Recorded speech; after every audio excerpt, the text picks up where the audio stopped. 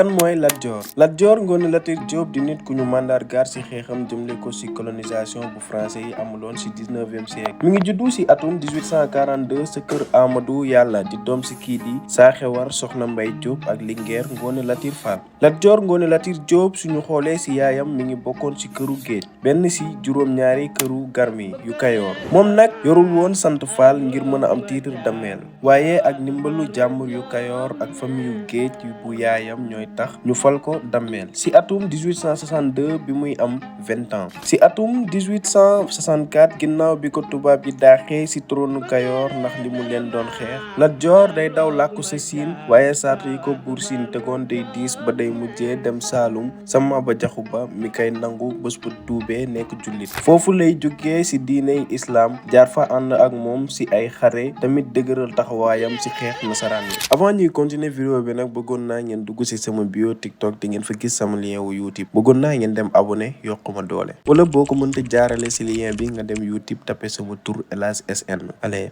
merci. léegi nag ci atum 1869 ginnaaw ba Maba génnee àdduna la Lat Dior di dellu ci Kayoor ci ndimbalu Cheikh Amadou Ba lay am ndam ci soldaaru tubaab yi ci xareb Mbeexe bi. ci atum 1871 lañu koy joxaat turu Dameel noonu lay dem ba mujjee ànd ak tubaab yi ko doon xeex waaye ci atum 1880 Lat Dior day bañ a ànd ci projet bu français yi bëggoon amal ci Sénégal maanaam tabaxub raay di Dakar jëm Saint-Louis. dafa jàpp ni loolu mën na gàllankoor kilifteefu réewam loolu ñu boole ci fippum jàmmi buur yi mooy tax ci atum 1883 ñu dàq ko ci dammeelu Kayoor bi Samba Lawbe Fall di mujjee nekk. ginnaaw loolu Lat Dior day jiite ay xeexu guérilla jëmle ko ci soldaaru colonie yi ak seeni alliés waaye ay bëgg-bëggam duñu mujjee sotti ndax bisu 26 octobre 1886 ci xarewu Déqale la ko tubaab yi di faat jaaree foofu jeexal xeex bi Kayoor doon xeex colonisation français.